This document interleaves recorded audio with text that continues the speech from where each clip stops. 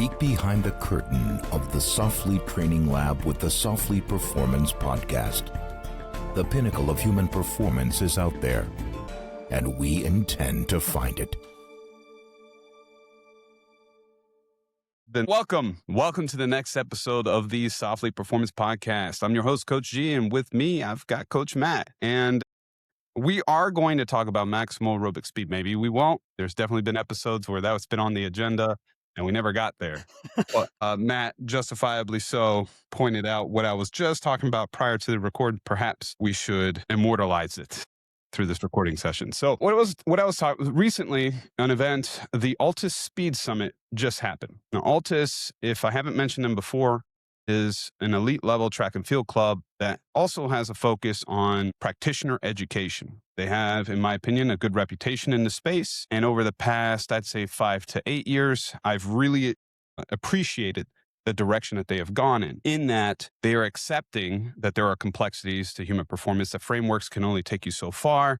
So what are the things that fall in between the lines, so to speak? I would say the practitioner who has 8 years and beyond experience, that's who they're kind of talking to, or they're at least trying to get you there. So they just had something called the Speed Summit, which was more in line with what I just described for, let's say, not so cookie cutter stuff, not doctrine approach, not dogma based. And then there's another summit that's coming up, the Sportsmith Strength and Conditioning Summit. The reason I bring that up is Sportsmith is also having I don't know where I was at exactly, education company that's focused on practitioners that's hosting a summit in the next couple of weeks. I'll be attending that if you're listening and you're also going to be there. But the reason I bring that up is I'm beginning to appreciate, given that I was at Exos for so long, it kind of fell outside of my frame of reference in that so much of the education that's out there, and even what we're talking about today, comes from sport, from elite level sport or sports research, etc. If I walk into a room, let's say I went to the Altus Speed Summit, which, I definitely thought about going myself, but let's say I went, I know inherently that I'm going to be likely the only person there that works in the military first responder space. And I feel like, Matt, you could probably say the same. Many of the... It's changing. It's slowly changing, but yeah, for sure. Yeah. It's still in the minority, though. And the closest that I've seen out of the countless seminars and summits that I've attended, heck, even Altus's events when they would host at Exos, I've met 2 coaches that work in, let's say, military bias sectors. They were at West Point as part of their football team. So anyway, that's the closest I've gotten. I've never met any other coaches that work in the tactical space like I have, outside of going to seek someone like you out, Matt, or going to, I know this guy, Hunter, sure, for example. Yeah. Anyway, I'm bringing this up because I'm wondering if there's a place, time, demand outside of the annual NSCA tactical training for our own summit, for our own, the Tactical Human Performance Summit, because I don't have anything against going to a sport event, but the problems that these people are trying to solve are not necessarily the problems the military first responder are trying to solve. A great example of this is a 1080 Sprint device, which I would love to get my hands on, but it's prohibitively expensive for most practitioners. You both. Yeah. And I would say it's practitioner driven. Most of the people listening to this are end users, so it may not make sense for them to get a device like that. The 1080 Sprint essentially it's a motor, an electric motor that you can attach and you can run out like 60 to 80 yards with any amount of resistance that is appropriate for you. I don't know how heavy it gets, but from what I understand, it gets pretty heavy. Think of like a fishing rod, but for a person. There you go. Dude, that's great. Yes. Perhaps maybe that's what we do. Anyway, I'm bringing that up because I think there's a dearth of information. The only tactical centric event that I can think of is NSCA annual training for TSAC. Jeff Nichols even brought up on his social media, which I don't want this. My opinion does not reflect the opinion of Softly, but I do think it does everyone a disservice when you go around saying me and one other coach know what we're talking about when it comes to tactical strength and conditioning and no one else in the space does. Like, dude, no. And for those of you guys listening, if you hear people talking up big game about what he does and who he is, there are enough practitioners in the space that kind of egotistical attitude is unnecessary. Okay. So yeah. So all that being said, Matt, before we get to maximal aerobic speed, what are your thoughts? So I'm with you. I know that Brent on and off has talked about having something like that. Brent has talked about running kind of smaller scale summits, if you like. And I think hopefully kind of once the new app is bedded in a little bit, hopefully that'll be something we'll be able to start setting up again. Like we've got a kind of like you were just saying, we almost have a luxury within Softly in that generally everybody I've met within the community is like super low ego, really willing to kind of share ideas and kind of bounce stuff off. So rather than it just be okay, this is what Matt says, this is what G says, end of. We've been in a position to be able to have some fantastic subject matter experts and kind of melting pot it, like share ideas, share best practices. I think that'd be a sick thing to set up. I'd imagine it will be a relatively closed door event rather than kind of trying to sell out like a convention center. And if I know Brent, it'll probably involve some firearms and driving fast shit and inevitably crashing fast shit. So yeah, we'll try and get something like that teed up. That reminds me, yeah, that's something that I've always wanted to do for a long time at Exos. When you brought up firearms training, like obviously we're not going to go live fire at the training facility, but at least simulated. And I never did because I didn't want to make normal people uncomfortable. Yeah. So this is most definitely not a like zero affiliation. I have to like be really clear on that. And I have no idea whether Brent likes these or not. So this is the word of Matt, not the word of Softly, like you just said, G. Personally, I use like the Mantis X. They've got like a laser training pistol. That's awesome for integrating into like training because you can do stupid stuff. You can do things that you wouldn't want to do with a live firearm, but you get that knowledge of results. So you're missing out on like a ton of the benefits of live fire work and range time. But in terms of it being accessible, socially acceptable, depending on where you're using it. And like I said, that kind of being able to adopt more of a constraints-led approach to integrating firearms work, I think there's some potential there. Personally, I really support the use of that. So if we were doing a summit, as far as, and I'm putting your feet to the fire here because I haven't given you time to prep, but if we had to create one and we're going to do it in 6 months, I know, so just to paint a picture for those of you listening who aren't in this space, generally speaking, you go to a conference, you're going to learn about acceleration, you're going to learn about multi-directional movement, you're going to learn some kind of strength derivative. Don't be surprised if you're watching someone teach Olympic lifting, if you watch someone teach kettlebell movements. I taught at the TSAC event, but voodoo flossing techniques. So you'll learn about some kind of technique. I think a lot of these also fall victim to being taught in isolation, if that makes sense, in that there's no thread. So just because I taught voodoo floss doesn't mean that it ties into the Olympic lifting workshop. So I say all that. What would the military first responder summit look like?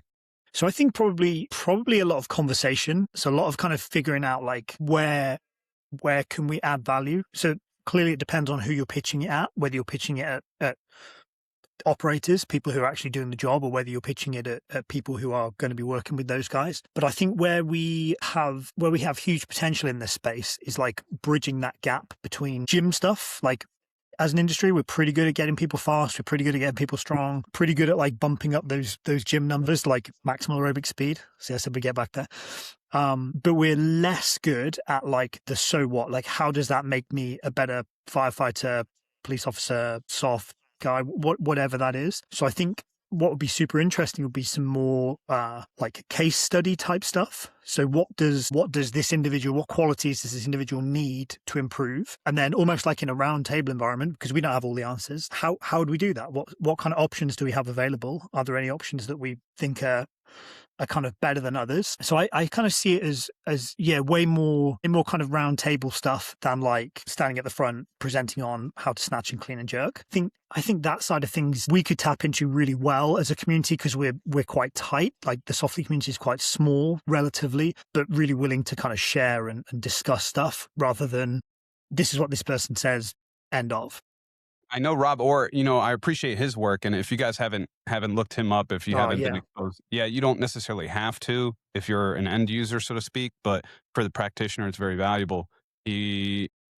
Matt, can you bring up to speed who Robert Orr is, what he does? Yeah. So he's an Aussie and is now at what they call the Tactical Research Unit, I believe. So based in Oz. So they have a similar, we talked a couple of podcasts ago, I think, on how like physical training instructor things work. So he was infantry in the Australian Army, I want to say, and then went physical training instructor and then became a physio, I think, and then went into kind of research full time. His team, there's, I don't know, maybe sort of 10, 15 guys who are regularly kind of on the research papers. And their stuff is super applied. So lots of in the field stuff rather than just theory. Have like, obviously all their papers are kind of largely open access, but a ton of stuff on like rucking, on kind of, surprise, surprise, you kind of see a lot of their work reflect, or a lot of their concepts reflected in what we put out, because it's still widely considered gold standard. And I know they're doing a lot more stuff now looking at like female warfighters, kind of how that stuff looks. And then like gear and equipment development. So what happens if you add weight to this part of the body in the field? So definitely worth checking out. Yeah, I just don't think outside of the very specific, let's say, special operations research and his work, or their work, I should say, you don't really see a lot. It's all, perhaps this is also a reflection of the population and how much funding goes to military first responder communities for physical training versus the NFL. So that's a big feature of that. But I do think there's some value. So you mentioned maximal aerobic speed. Should we move on? Yeah. All right. What is maximal aerobic speed? So Matt and I, sounds like, so when would you say, it was probably around 11 to 13 years ago. There's this guy named Dan Baker that started his word and his name started getting around, so to speak. And at the time he was, I can't remember the official title, but he was the head strength coach for Australian Broncos, Yeah, rugby. yeah. I'm right? not sure what he like. I think he's kind of bounced around like Aussie rules and rugby league, I want to say. Yes, Sorry. yes. And if for those of you listening, if you've never seen Aussie rules football, it's fucking wild. It's awesome. It's awesome. Yeah. It's rugby, soccer, football, all rolled into one. And the field size, what I appreciate about it, the field size could triple the next game. Yeah. So you need a really strong aerobic base. But anyway, bring that up. I don't know. because- You might be better equipped than me, or you probably are better equipped than me. Just so people have context. If you're an American listener, so you have context of the size of the field of play. So it's played on a cricket field. So do you know how many times bigger that is than like say a baseball or American football field? Like it's monstrous. It's really we got big. Google. We got Claude. Okay. Let's figure Like this out. these guys are sprinting miles and miles in a game. It's outrageous. Yeah, let's see. Australian rules football. Because I know there's a lot of variants. That's what I love about it. Yeah. And non-armored versus rugby versus American football. So just while you're doing that. Yep. It's and this kind of sets the scene for the max aerobic speed discussion. So it's a very different dynamic. I'm by no means an expert, but it's a very different dynamic to something like American football, which is very stop-start, very specialist. So like each person in the team has a specific role in American football, and you train specifically for that task because your parameters are relatively narrow. Whereas something like Aussie, it's a little bit more open, and something like Aussie rules, it's even more open. Yes. So as that, far as that aerobic, that ability to be able to keep going, that repeated sprint ability is key. Yes. So I've got specific numbers here, and I've got, let's say, orders of magnitude. So for American football, square footage or meters is 5,350 square meters. So 5,350. Rugby is 8,400. Cricket is 15,000. Australian rules, 17,500. So in orders of magnitude, American football is 1 by. Rugby is 1.5 to 1.6 times. Cricket is 2.8 times. Aussie rules is 3.3 times. It's fucking huge. And it's contact. So anyway. Yeah, and they're lunatics. Yes. I've worked with a few of them. They're awesome people. So we go back to Dan Baker. Dan Baker came up with this protocol called the Maximal Aerobic Speed Protocol. And essentially, it's a measure of your anaerobic threshold, essentially. What is that? If you know what a VersaClimber is, and I had you jump on a VersaClimber and go for 90 seconds trying to find your pace, you're probably going to go a little too hot at first. And then that settling pace where you're kind of uncomfortable, you got a mild burning sensation, but you can hang there for a while, that's close to your anaerobic threshold. Wow. Shame on me. Anaerobic threshold. If you are rolling, meaning BJJ, wrestling, sparring, that kind of thing, right around the 3-minute mark, actually past the 90-second mark, somewhere in that zone where you're fucking tapped out once the bell rings, like that's again your anaerobic threshold. Before maximal aerobic speed work or protocol was let's say popularized, it was very much a go by feel kind of thing. When I say go by feel, I mean that coaches were very doctrine specific. And what I mean by that is, oh, we always do this amount of work. Or the other side of that coin and getting a little bit more. Coaches were overly specific with their work. And then if they weren't specific, there was almost a mystery to it in that, Okay. oh, if you want to be faster, just run more. And that was as specific as they got.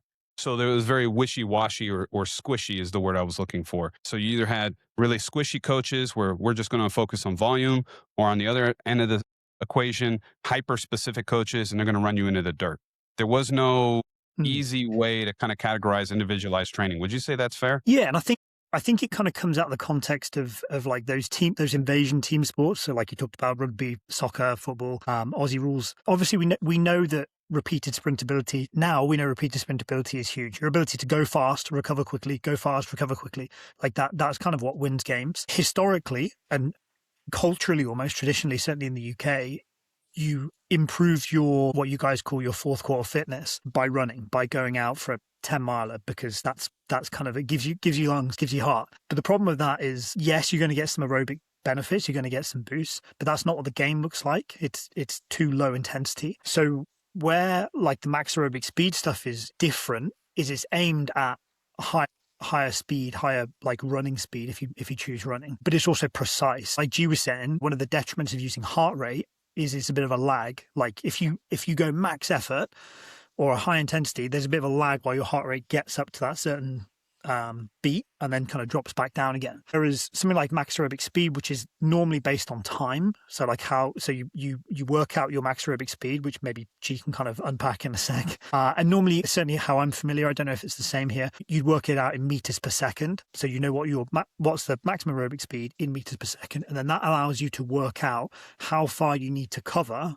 in a given amount of time. One of the, G was talking about Dan Baker stuff. So one of his protocols is like based around a 15-second effort. And if you know how far this athlete should cover in 15 seconds, it becomes binary. There's no like, you were kind of there, you either made it or you didn't. And so it becomes a really easy way for a coach to run a whole team. So these Aussie rules, soccer, you're working with a lot of people, and that can be really cumbersome if you're trying to monitor like a whole screen of heart rates.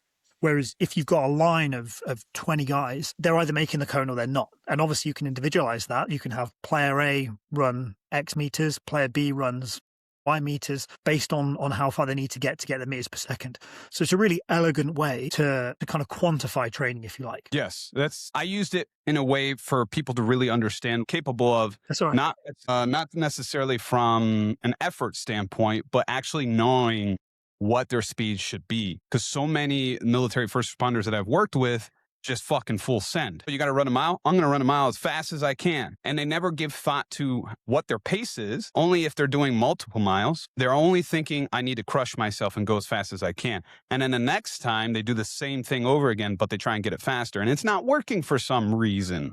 That approach. It's going back to what I was saying, where it's very wishy-washy, squishy. How do we do this right? And I found maximal aerobic speed to almost be this, like, I could take a big step back and work less, if that makes sense, because now I'm putting the athlete in charge.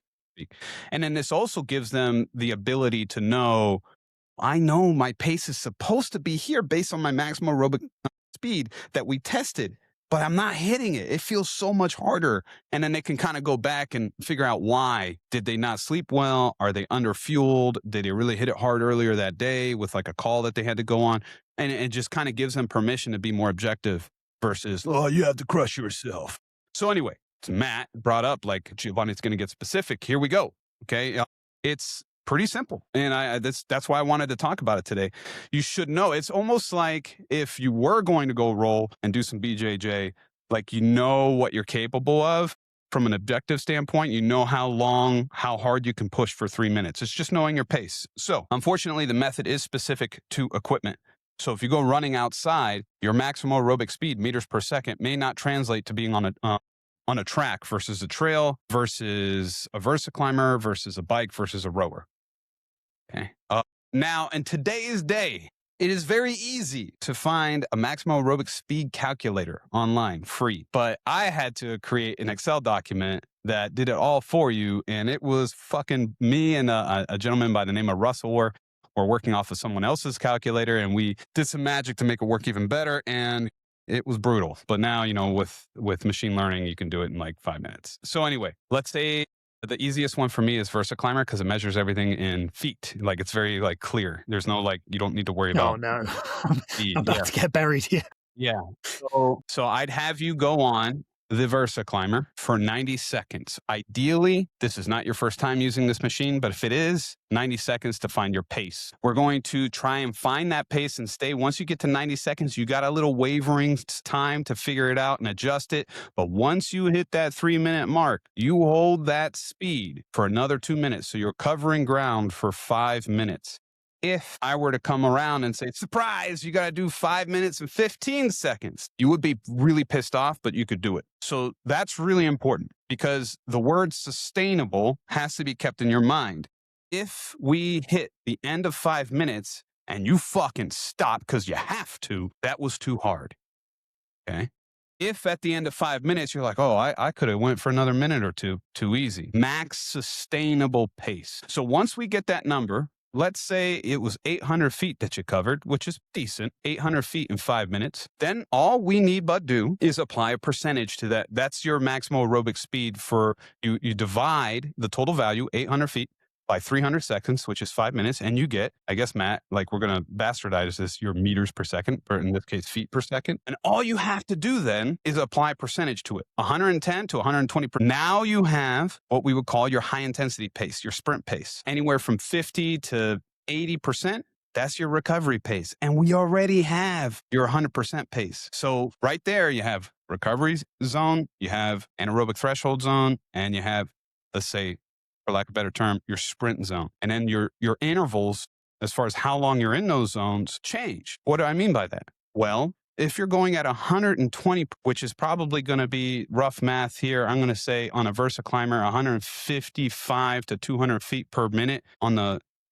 as far as your pace goes, that's your red zone or your high intensity zone pace. You're not going to be able to do that for 30 to 45 seconds because what will happen? You'll drop your speed. You'll drop your speed to what? Your anaerobic threshold pace. So now you know beyond any shadow, I'm training anaerobic threshold. I'm training nervous system drive or neural drive or sprint capacity or ability. Oh, I'm in my recovery pace. What are your thoughts? Yeah. So exactly. That's kind of the protocol in a nutshell, really. That's what max aerobic speed is. One thing I would add, so obviously that works great if you have access to VersaClimbers. One thing I would add is if you are running something like unit PT, so if you're in charge of running 50, 60, 100 guys through physical training, this can be a really useful tool because you can just do it. You can do grids. So if you run, you can run it on a track or you can run it around a field. If you work out what the max aerobic speed is running. So like G was saying, a 5-minute protocol is super easy. 5 minutes, go, see where people are at, work back. So just like G talked through. So you've got that meters per second or feet per second, however you want to word it, however you want to kind of figure it out. You can then set up like a grid system. So that's something that Dan Baker's pretty famous for, is running grids. It works really well in team sports where you've got a lot of people and don't necessarily have all that much equipment. As a really simple illustrative example, you can work out, so if we use G's 120% of your max aerobic speed, if you work out how much distance your fastest, let's bucket people into, again, depends on your logistics, bucket people into, say, groups of 5 or something like that, so it's manageable. And then you've got groups. Work out, like, on average, how far should Group A cover 15 seconds based on 120% of max aerobic speed, and then drop a cone down. So that's one length of your square. You then work out, let's say, 70% of max aerobic speed. How far should they cover in 70%? That's kind of the shorter side of, it should be a rectangle really. That's the shorter side. And then again, you've got the 120 to get you back down and then the 70% to get you across. So effectively you have like a rectangle, and it's going to be concentric. So the faster guys, the fitter guys, if you like, your group A, are going to be running a bigger rectangle. So they're going to be covering more distance. And then inside that, you've got group B, who their max aerobic speed is slightly slower. They're less fit. They're less fast. They're going to be covering slightly less distance. Group C, Group D, however much you need to in terms of making that rectangle smaller. And again, the luxury of that is you as a coach can oversee that entire thing, because everybody should be hitting the cones at around the same kind of time.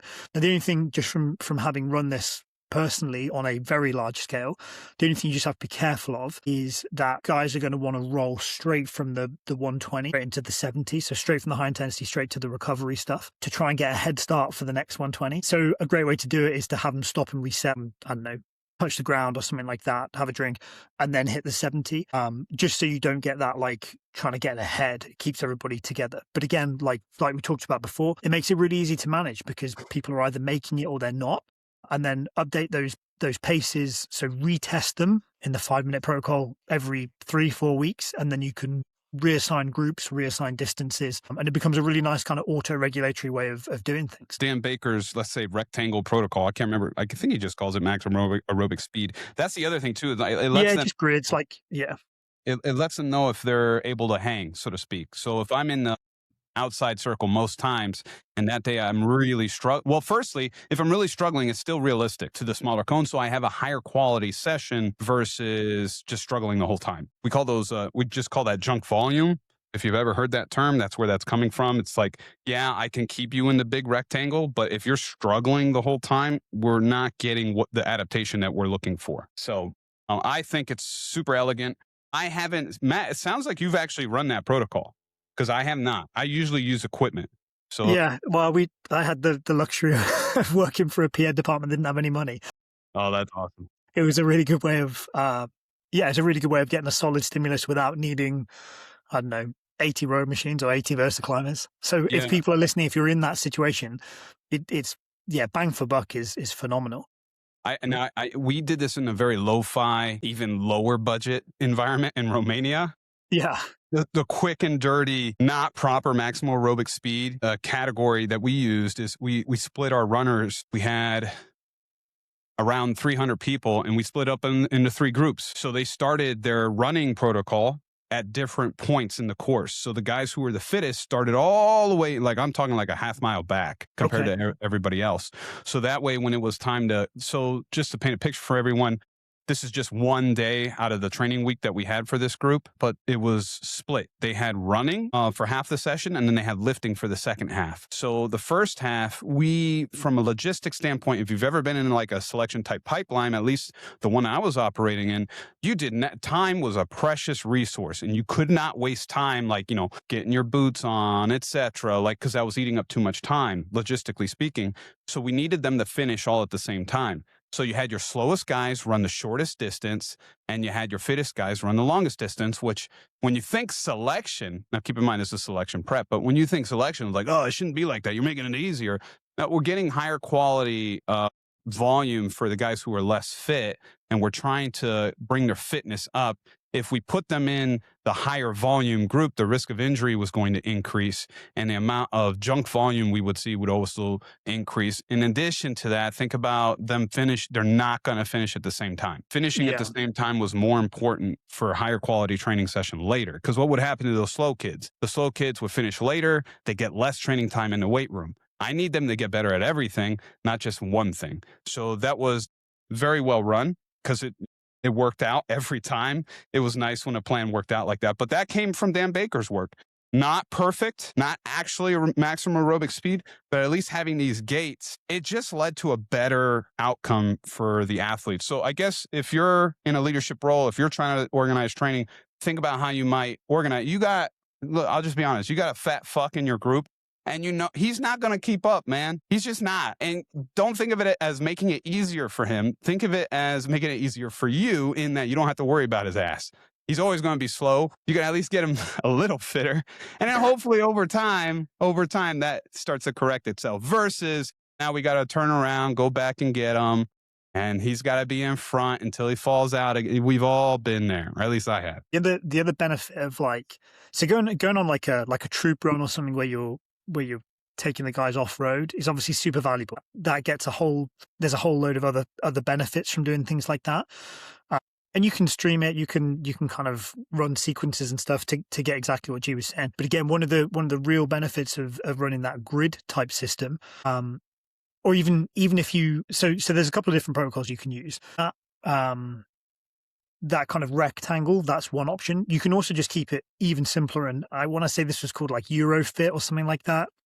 I haven't touched this stuff for a while, like properly. Forgive me, but that's essentially just 15 on, 15 off. So you're going to run a straight line. How far can you like get your 15 seconds at your 120%, however far that is, rest 15 and then run it back. So obviously that logistically, that's super easy. And what's really nice is you're, like G was kind of alluding to, you're not losing people like you would on a ruck march or a trail run where you're having to get people in the back of a wagon or something like that. Everyone is within a few hundred meters. And in terms of progressing, just from a logistical standpoint, going 15 seconds is probably going to be your limit in terms of most people's space. Like if you're running 30-second efforts, logistically, you're going to be covering quite a lot of ground there. So it's probably better to keep the 15 as it is, 15 seconds of running, but then increase the density of that. So 5 minutes, you start out 15 on, 15 off, which is soul destroying. But then you can build it up to like 6, 8, 10 if you're feeling really nasty, and then do blocks of that, so you can get like a ton of work done really quick. I think that works really well as a standalone protocol. Where it can be super cool is and I remember Dan talking about this like in some of his presentations, is they were using it as like pre-fatigue. So they do that stuff, pre-fatigue the guys, and then have them run like technique or small-sided game drills, and you're trying to look for like where's this person falling apart, because you can kind of force errors and things like that. And that then gives your technical coaches kind of eyes on to, well, what's this person's limiting factor? Like when they're fatigued at the end of a game, where's things breaking down? And obviously there's a ton of carryover to our world, kind of going back to your conversation at the top about learning from sport and applying it in our world. There's tons you could have there. So pre-fatigue, and then have people make decisions, have people run through like kind of arrest type drills or like shoot, no shoot type stuff. So let's talk about that, because convention, going back to sport, convention would say, but you want to prioritize a recovered state so you can hit higher intensities first. You don't want to train in a fatigue state because you're going to increase the risk of injury. That's usually the argument. So I'm not trying to counterpoint, but I had the privilege of training rugby sevens, women's, the Japanese team, which was fucking nuts to say this. Oh, I had the privilege to do that. Yeah, very cool. Apparently they're not very well ranked, but I'll tell you this, man. And again, it's further reinforcement. Is like some people got it. Like they were some of the best athletes I've ever worked with, period. As far as in the weight room and competency and all that. But one thing, because they were already aerobically fit, fitness wasn't their problem. So oftentimes towards the back end of their program, the last 5 or 8 minutes, I would have them doing stuff that normally is reserved for the beginning. And I'm not saying I had them Olympic lifting. No, it was like plyometric field work type stuff for that pre-fatigue state. What are your thoughts there? What should that look like for them if they're on their own? What does training in a pre-fatigue state look like? You said firearms, go no-go drills, but what about for like a firefighter or someone else? Yeah, so I think you're bang on. I think it depends. I think it depends what you're trying to achieve, how experienced the person is, and like where they are in their training or their operational pipeline. If you're introducing a skill for the first time, you probably don't want them to be flawed. And maybe a better way to frame this or preface this is our seemingly endless discussions on variability and how important that is for motor learning, in that you want like the Goldilocks effect. You want like just the right amount. If there's not enough variability in a task, your brain's like, nah, this doesn't appeal to me. This doesn't interest me. I'm not going to learn it. If there's too much variability, then your brain's like, I can't process this. I'm just going to shut down. So it's about trying to get like how much is enough. And some of that kind of depends on the task and definitely the people you've got in front of you. So going back to what we were talking about at the top. So weapons handling, certainly pistol, I suck. I suck at everything, but specifically pistol. So I don't need that much pre-fatigue, because my level of variability is already high because I'm not very good. Someone like Brent, and probably yourself, it's already very, very accomplished at using a pistol. So if we wanted to add some variability in, we talked before about like the environmental, the organism, and the task as being our three options or 3 buckets to dip from to add variability. So if we're pre-fatiguing, we're tapping into variability within the organism. We have you running one of those Dan Baker protocols where you've gone 10 minutes of 15 seconds on, 15 seconds off at 120%, and then have you run like Brent's competitive pistol stages. Like that's a really good opportunity to see, well, what's breaking down, because something that you could probably do pretty proficiently when you're rested is very, very different when you're like heart rate, breathing rates through the roof.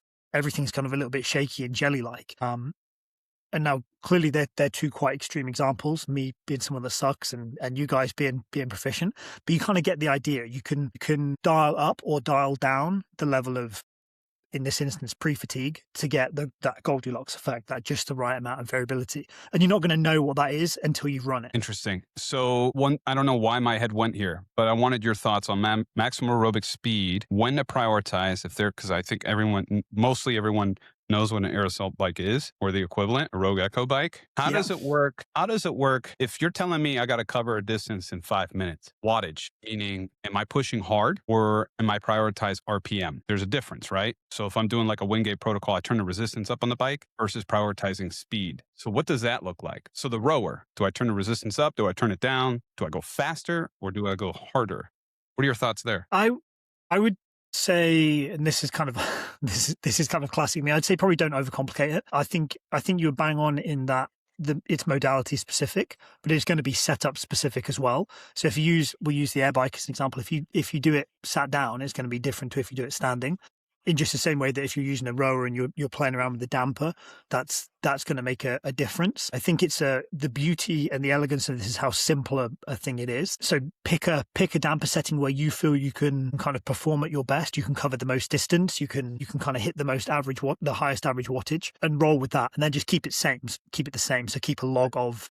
That's a question I feel like a lot of people are going to have. Yes, it does. That's why I give you the 90-second window so that you can find out what's going to work for you that day.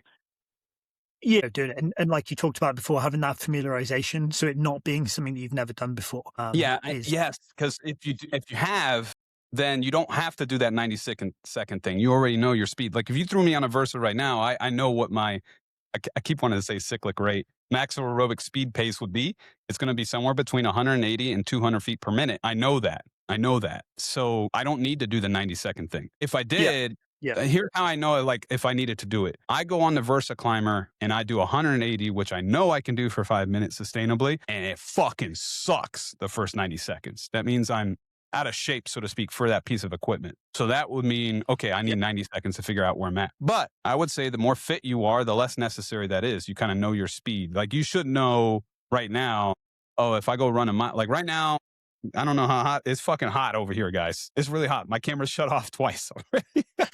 So it's got to be over 105 right now outside. I know with this temperature and the humidity is pretty bad, like this time of year. And I say bad, you guys are going to laugh. Bad in Phoenix is 30%. That's terrible humidity. A lot of people's like, what? Really? Yes, it's terrible here because I'm used to like sub 5.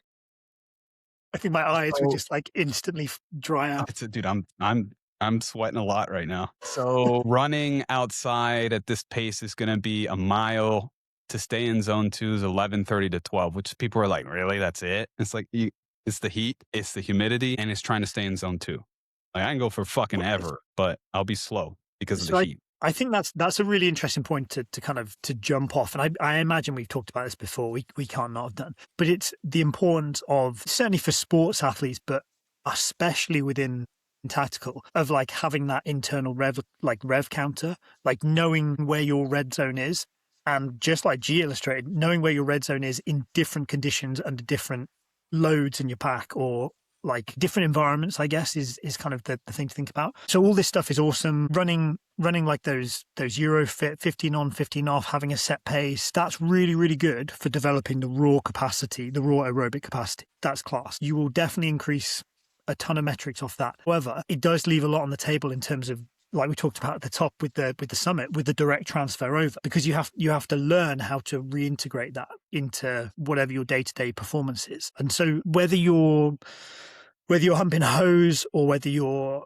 rucking, or whether you're doing something like an O course, knowing, okay, this is like a sustainable pace for me, or actually I'm tipping over to a point where I'm going to have to stop soon and rest. That's critical. And you have to, that's where the SPP part of training comes in. You have to know where that stuff is in whatever it is, whatever activity it is you're doing. In sport, it's kind of really useful because it means you can improve your performance.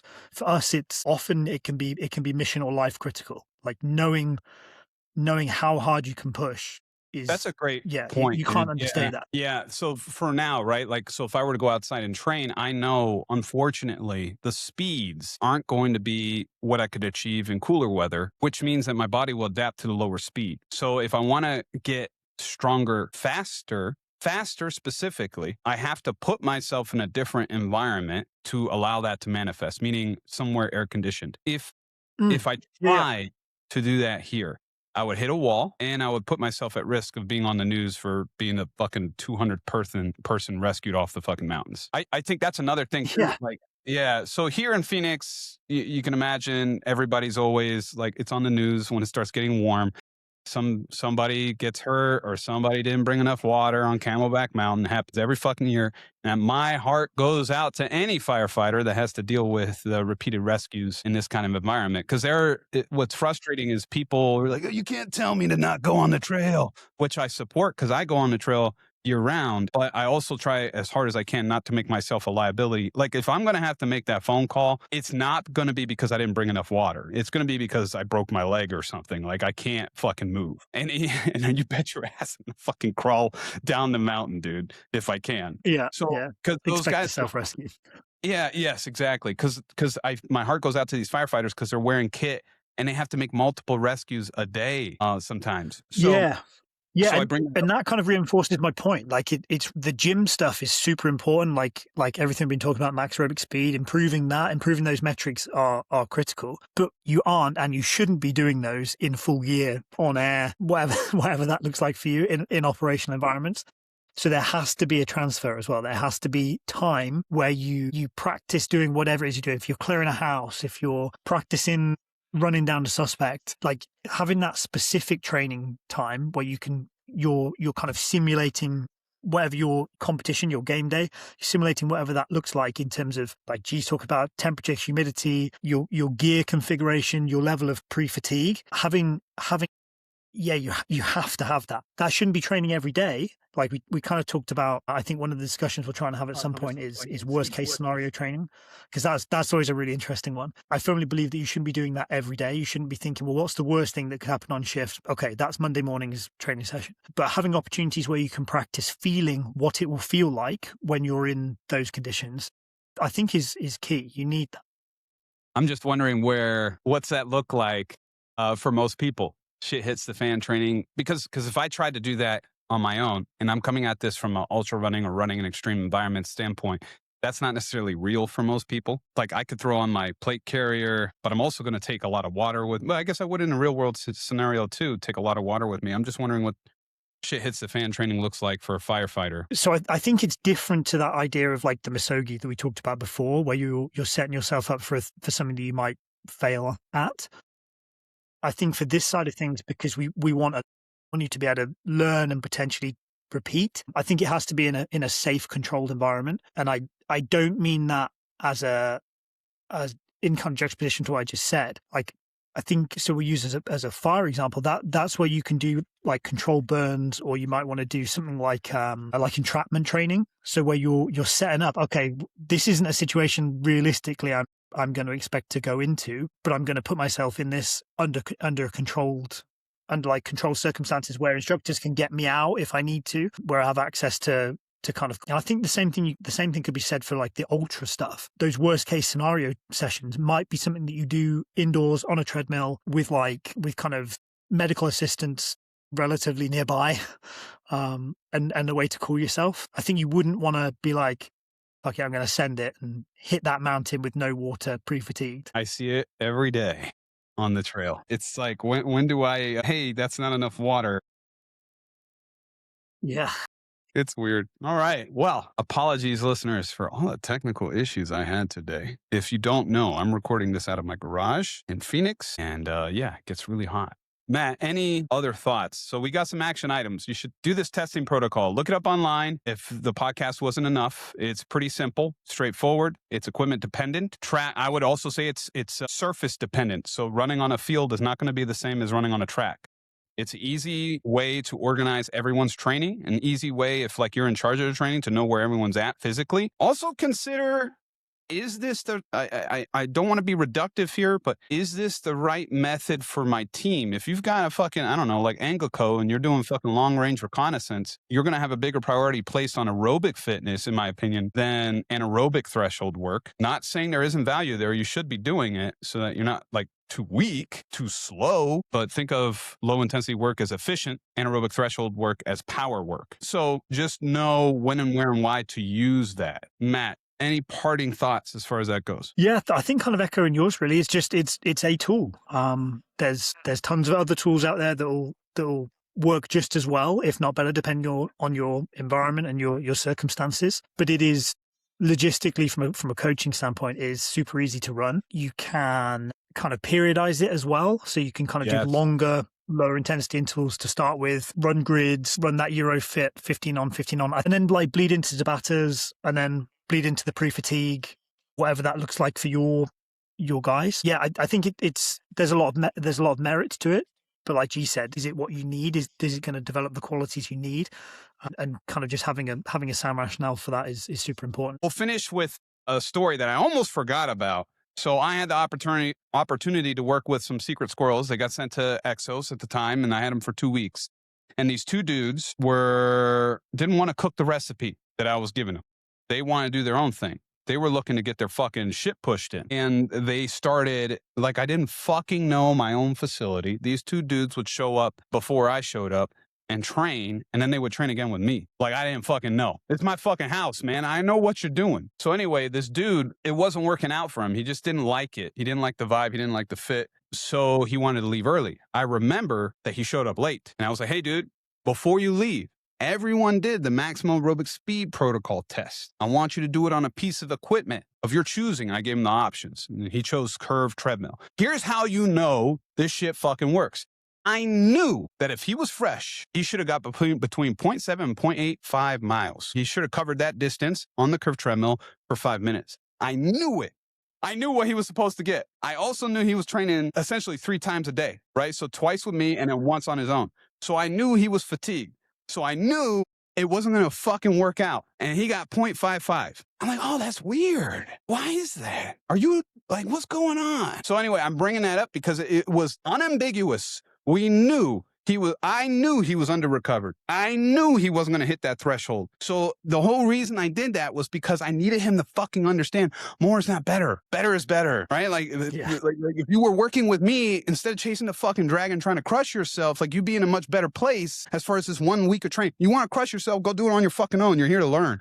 That's kind of how I was trying to approach it. So my hope for him was, okay, hopefully the lesson he takes from this experience, because it didn't meet whatever the fuck he was looking for, was better is better. Like more is not better. Crushing yourself doesn't always work. Like what if you train yourself so much that you don't hit the fucking mark that everybody else hit? That was the fucking minimum, was 0.7 or something like that. And he fucking bailed bad because he was training too much. Okay. All right, listeners, I hear some chatter as far as utilizing maximal aerobic speed protocols with your training. We'll see you on the next one. Die living. All right.